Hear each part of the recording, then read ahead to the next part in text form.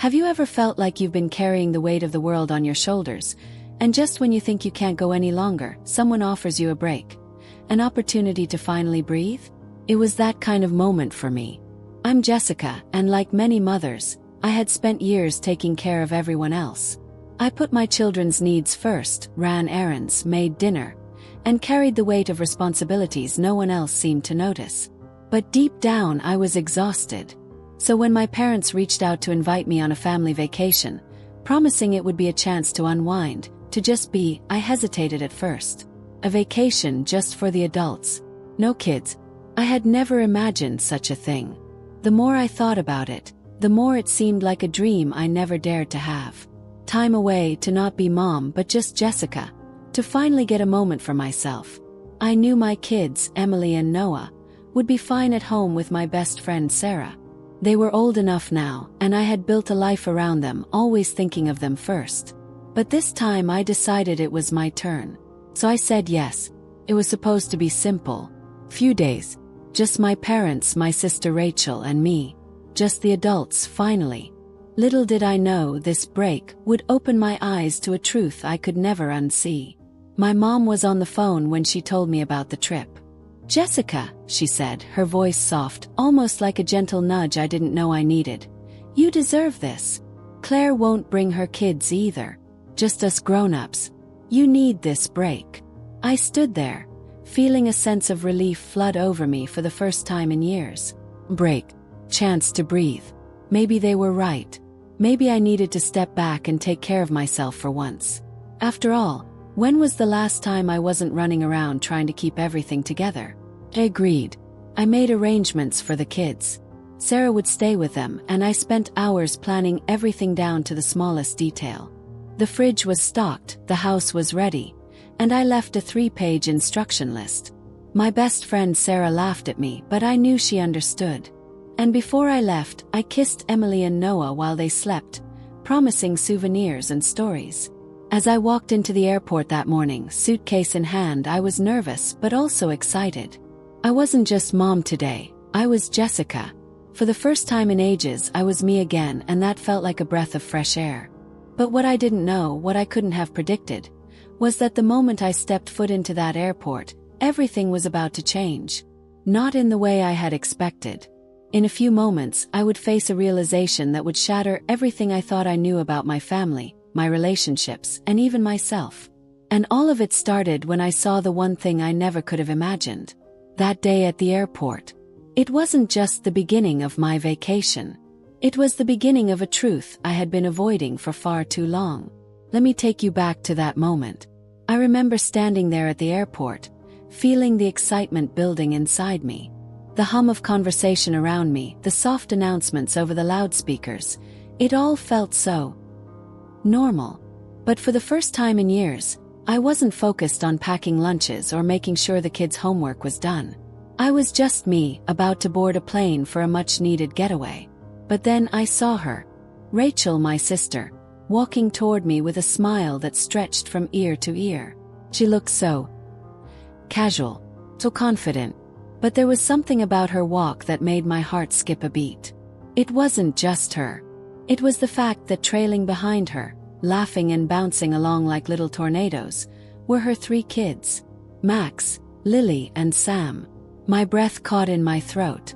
My stomach turned. "Wait," I whispered under my breath, barely able to believe what I was seeing. I thought this trip was supposed to be adults only. The confusion was almost unbearable. Why were Rachel's kids here? This wasn't just an awkward situation. It was a betrayal, and I could feel the weight of it pressing down on me with every step they took toward me. My mother spotted me then. She waved, almost too cheerfully, like nothing was wrong. My dad, standing next to her, gave me a wide smile. "There you are, honey," he called out, oblivious to the storm of emotions that had started to brew inside me. And then there was Rachel, dragging her kids in tow. They were laughing and carrying their little backpacks, so excited, completely oblivious to the tension that had already begun to bubble up in my chest. "Hey Jess, glad you made it." Rachel's voice was so bright, so easy, but I couldn't respond. I stood there, frozen, trying to make sense of the scene unfolding in front of me. Mom saw my confusion, my face frozen in disbelief. She chuckled lightly, as if this was all just part of the plan. "Oh, honey, don't make a fuss," she said, waving a hand dismissively. "Rachel's kids are different, you know that." Different. My heart sank further, but it wasn't the kids that made me feel like I was losing my footing. It was the tone in my mother's voice, as if her explanation should have been enough to make everything okay. And then came the words that cracked everything wide open. "You know, Jess," Mom said casually, almost as if she were talking about the weather, "we just love them more." I blinked, unsure if I had heard her correctly. But the certainty in her voice, the way she said it, made it clear. This wasn't a mistake. She wasn't joking. She wasn't even apologizing. We just love them more. It wasn't even surprising, not really. I had spent years pretending not to notice the differences. The favoritism that always seemed to shine brighter when it came to Rachel and her kids. But hearing those words plain and simple left me breathless. Here's the thing. Sometimes when we're so focused on keeping things together, we miss the things that are falling apart right in front of us. We excuse behavior we shouldn't. We silence our own needs to keep the peace. But in that moment, I couldn't ignore it anymore. I couldn't pretend everything was fine. Family isn't just about love. It's about fairness. It's about respect. And for the first time in my life, I realized that the love I had been clinging to wasn't unconditional. It was selective. The truth was there, standing in front of me. And with that truth came a realization, one I never thought I'd have to face. But what came next, what my family didn't expect, was the beginning of my decision to stop pretending. To stop fighting for a place at a table that had already decided who belonged. Let me tell you how I decided to walk away.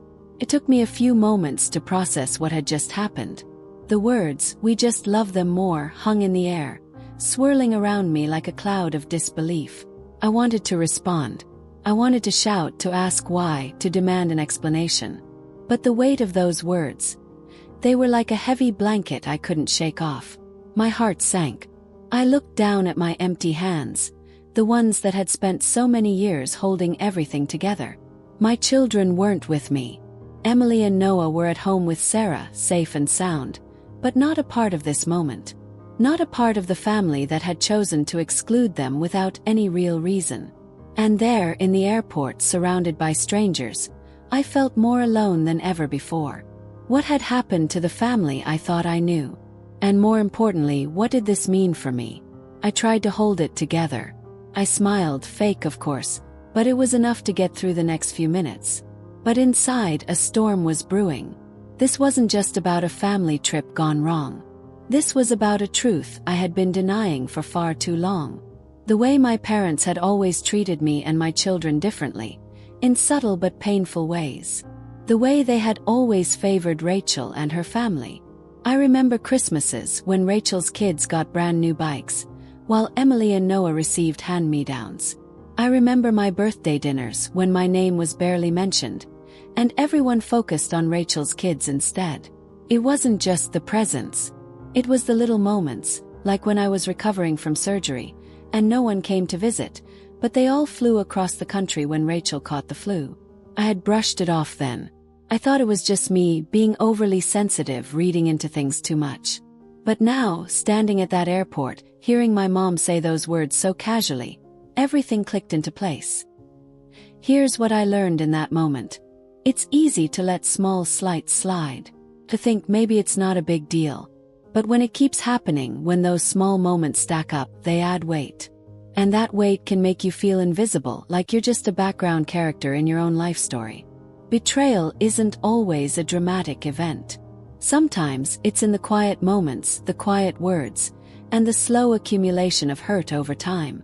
And the hardest part, recognizing it when it happens. Realizing that the people you've always turned to for love and support are the same ones who've quietly chipped away at your sense of self-worth. That moment at the airport was my wake-up call. But what came next, what I did after, wasn't a knee-jerk reaction. It wasn't about being angry. It was about something much deeper. Something I'd been avoiding for years. And it all started with me making a choice to finally stop pretending. As I stood there, still reeling from my mother's words, my mind began to race. All the little moments, all the things I had brushed aside over the years, suddenly flooded back. The things I had convinced myself didn't matter, because family was supposed to be unconditional, right?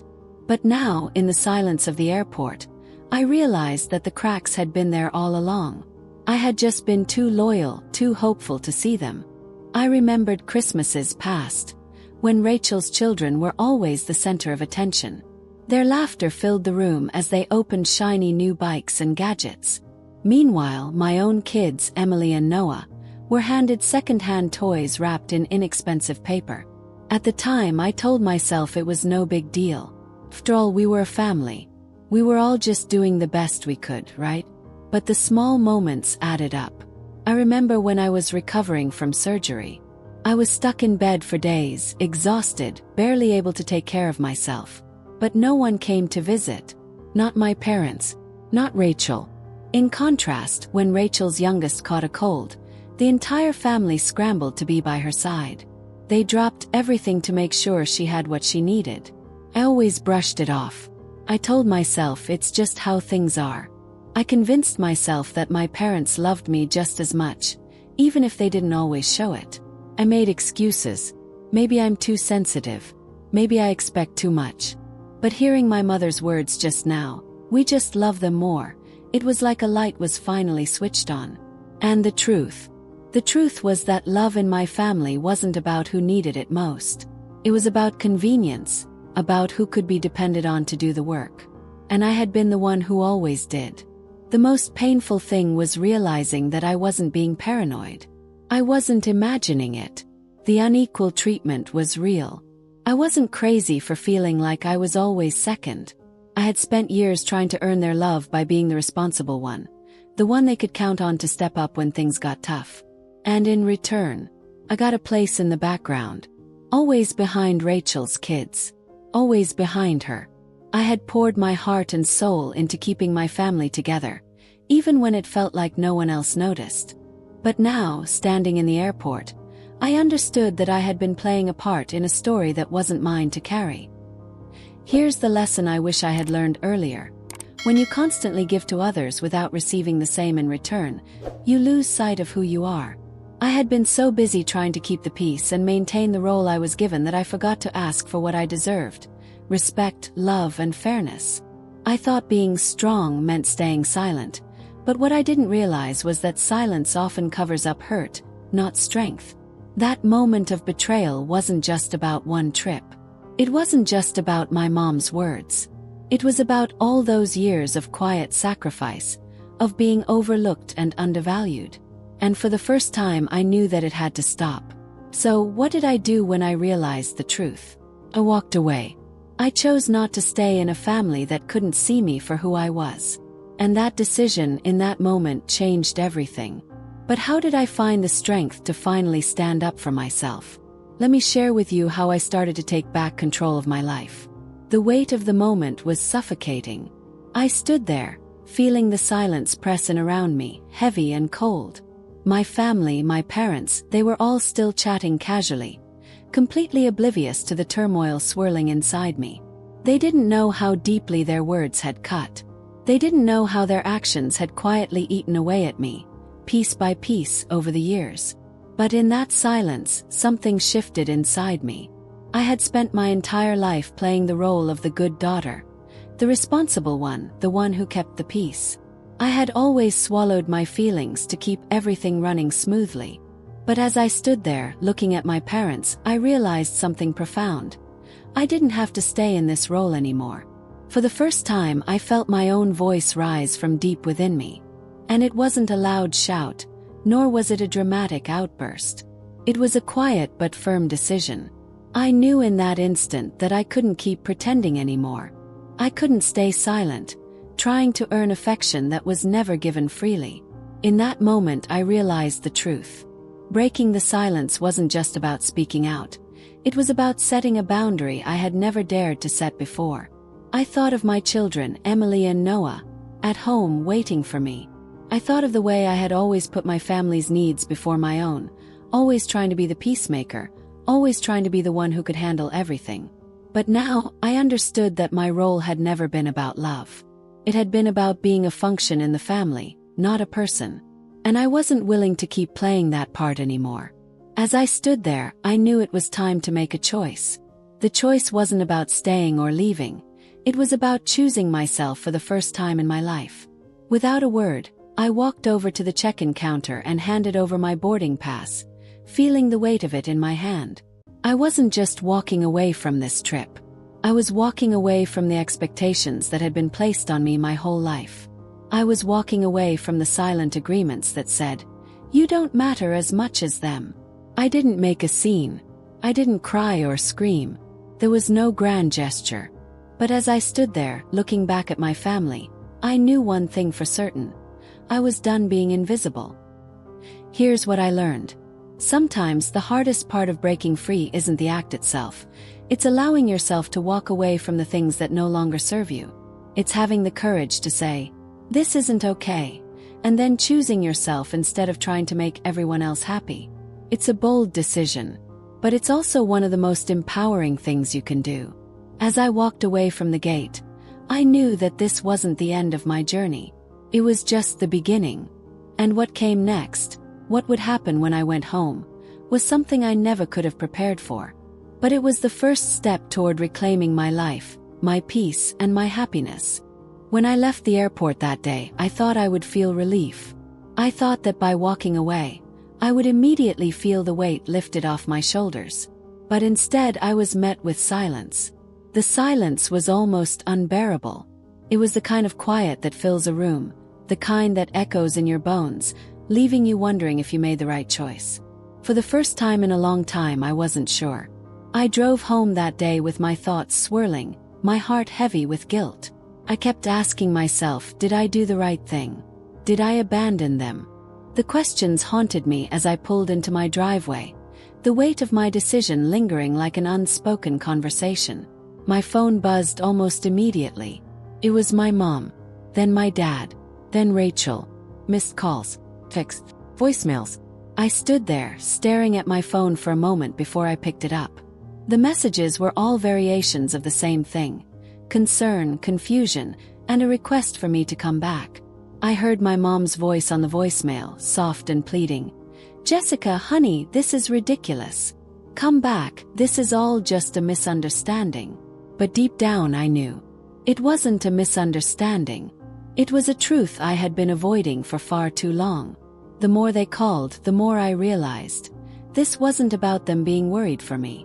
This was about them expecting me to apologize for taking a stand. Each call made me feel more conflicted. Was I wrong to walk away? I had always been the responsible one, the one who held everything together. So why did it feel so hard to just walk away from everything I had known? I sat down on the couch, feeling the quiet of the house. The kids were with Sarah, which meant that I could finally take a breath. But it didn't feel like the relief I had imagined. Instead, it felt like a vacuum, a space where the guilt crept in, filling the silence with whispers of doubt. And then I realized, this silence wasn't just the absence of sound. It was the absence of me trying to keep everything intact. The silence was a mirror to the part of me I had long ignored. The part of me that needed love, respect, and fairness. The part that had been silenced for too long, trying to please people who didn't truly care about my well-being. Here's the lesson I learned. Guilt is a natural part of breaking free from unhealthy patterns. When you've spent your whole life being the one who keeps everything together, letting go can feel like an empty space. But sometimes that space is exactly what you need to find peace. Guilt comes from the fear that you've done something wrong, but the truth is, there's nothing wrong with choosing yourself. The silence was difficult to bear, but it was also the first step toward healing. It wasn't the end of my story, it was just the beginning. And as the days passed, I began to understand something important. The silence wasn't punishment, it was my freedom. The guilt was slowly fading, but now I had to face what came next. How would I move forward?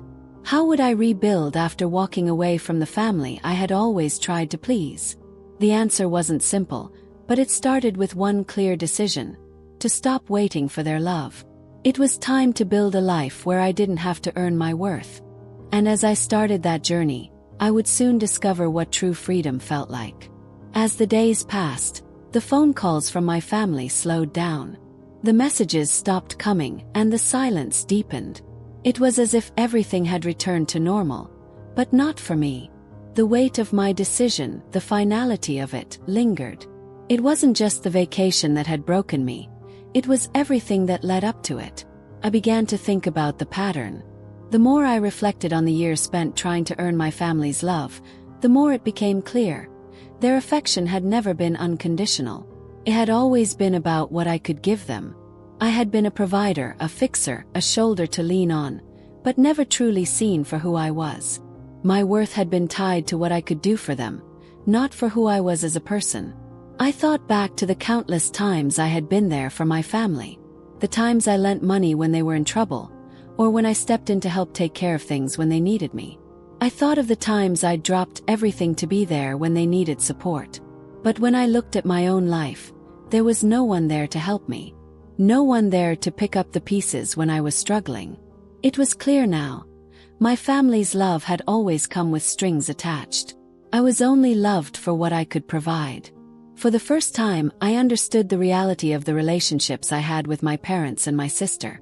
It wasn't just the money, the favors, or the help around the house. It was the emotional labor too. The constant expectation that I would be strong, steady, and reliable, while my own needs were ignored. When I needed a shoulder to cry on or a hand to hold, there was silence. I had always been the one to step up, to show up for everyone else, but no one had ever truly been there for me. Not in the way I needed. There had always been a give and take in my family, but it wasn't a balance.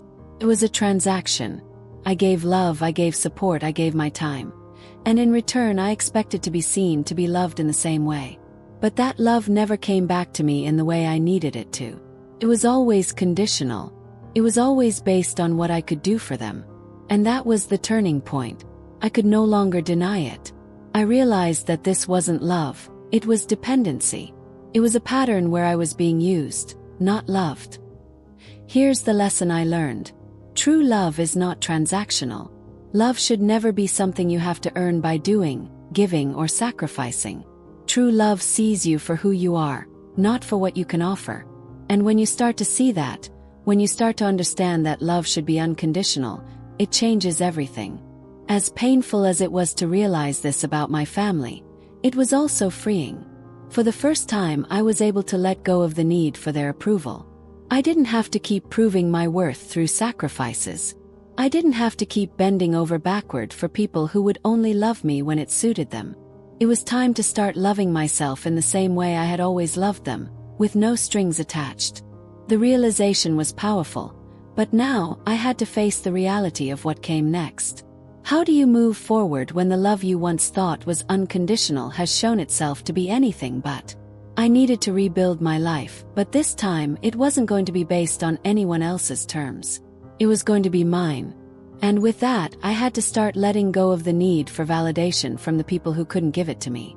Let me tell you how I began to reclaim my life from the ground up. One evening, a few days after I had come to terms with everything, the silence in my home felt oddly peaceful.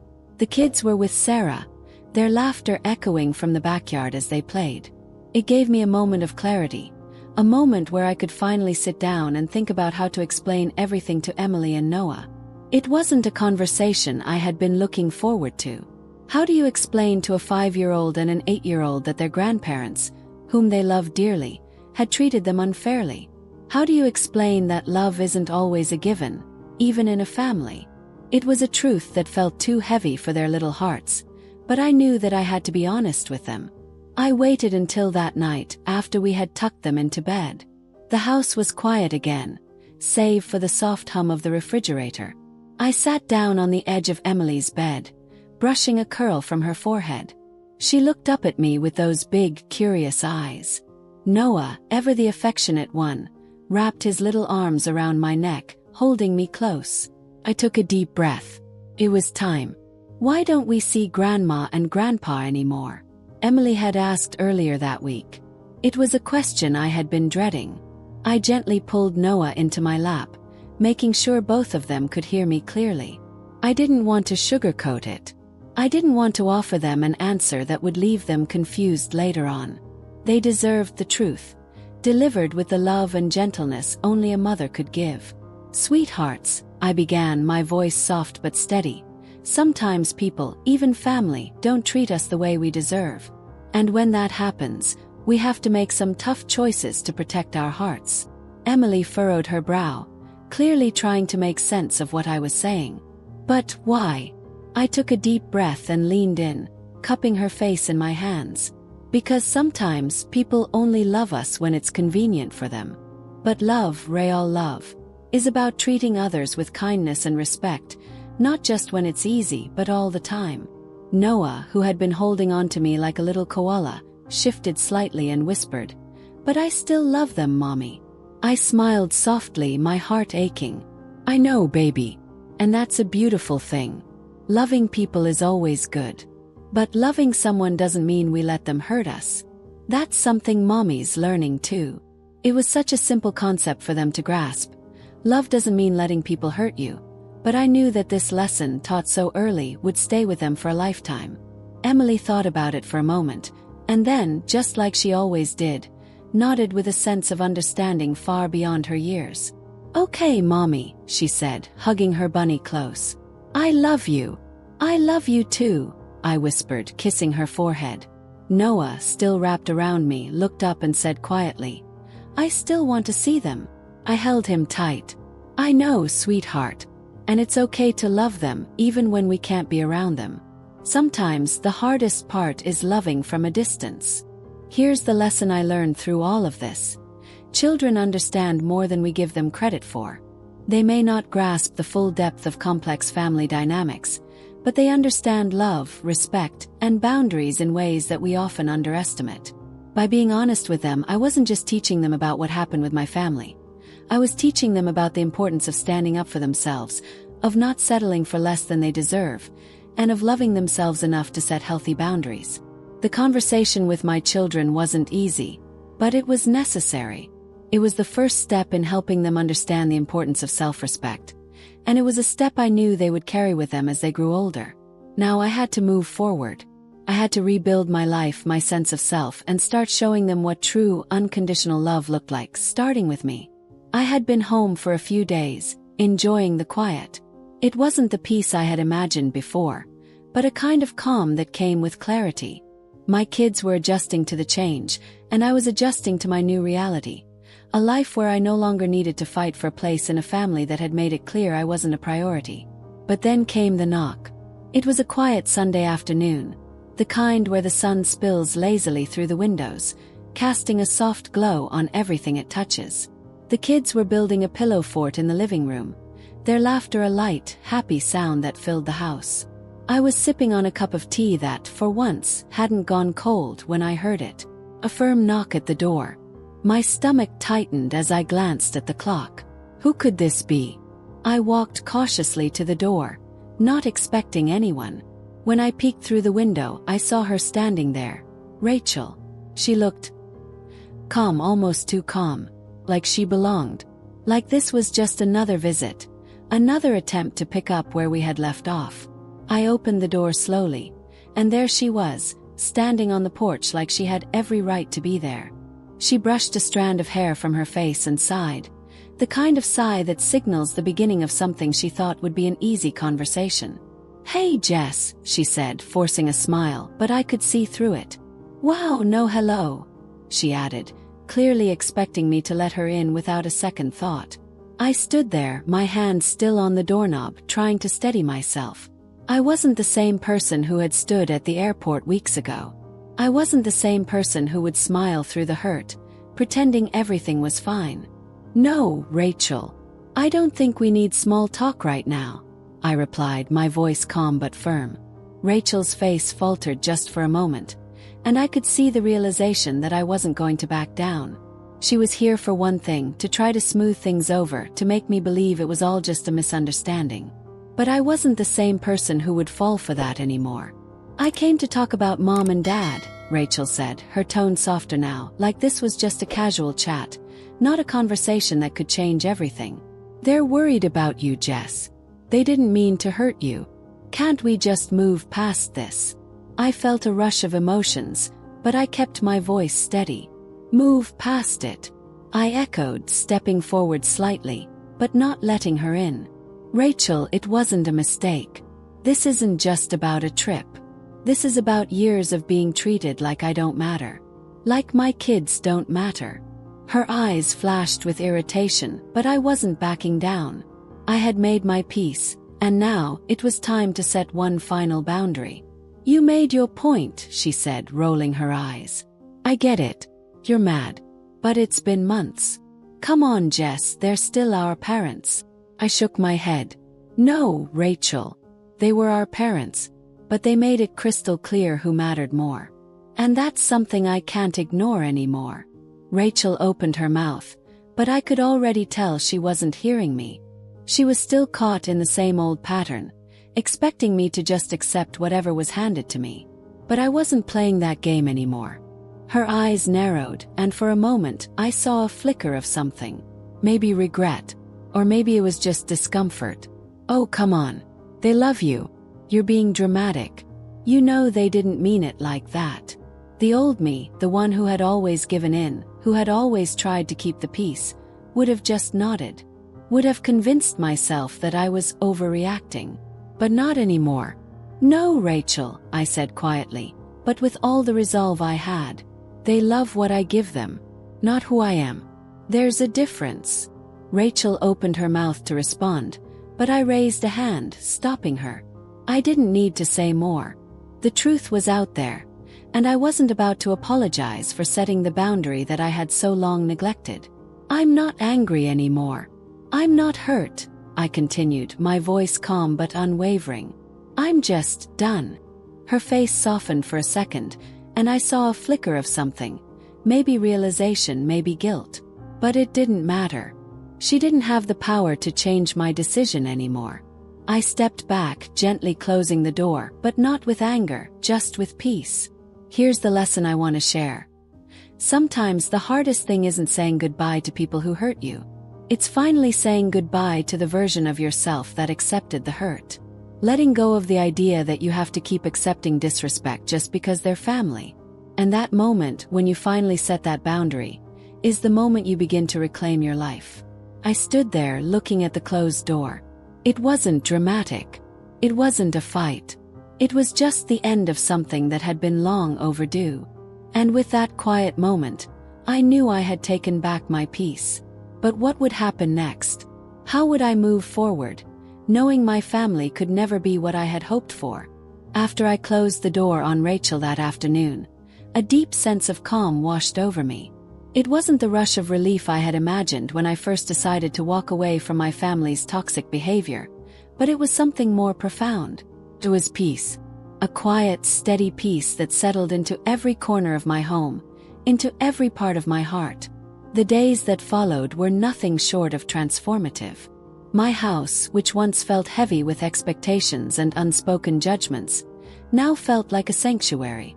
I spent my mornings with Emily and Noah, enjoying simple, quiet moments, sipping coffee together, reading books, or just sitting in the sun, enjoying the warmth of each other's presence.